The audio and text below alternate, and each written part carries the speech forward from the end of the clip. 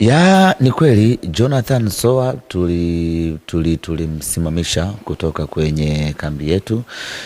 Mwezi wa 3 tulisafiri kwenda Dodoma, kwenda kucheza na Dodoma Jiji. Tukiwa pale, tukiwa na Soa akaamrishwa atoke kambini na kurejea Dar es Salaam.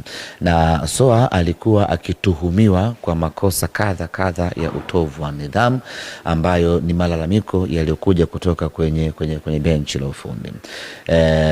Baada ya pale akarejeshwa kutoka Dodoma, akarejea Dar es Salaam kusubiri taratibu za klabu ziweze kukamilika na hatimaye haki yake iweze kupatikana.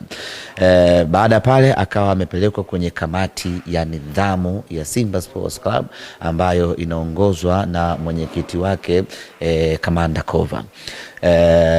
Soa akaitwa mbele ya kamati, akasomewa mashtaka yake yote ambayo yanamkabili, na yapo ambayo amekiri na mengine akatoa maelezo. Na baada pale kamati ikajiridhisha ya kwamba mchezaji huyu ana makosa ya utovu wa nidhamu. Baada ya kujiridhisha huko akapewa adhabu. Adhabu ya kwanza ni faini, na adhabu ya pili ameamrishwa aende akafanye mazoezi na timu yetu ya vijana chini ya umri wa miaka 20. Adhabu hii inaanza mara moja kuanzia hivi sasa, na atakuwa akifanya mazoezi na timu yetu ya vijana chini ya umri wa miaka 20, ikiwa ni kipindi cha matazamio kumwangalia kama kutakuwa kuna mabadiliko yoyote ndani yake kwenye upande wa nidhamu, basi adhabu yake hiyo itaisha na atarejea timu kubwa kuendelea na majukumu yake kama kawaida.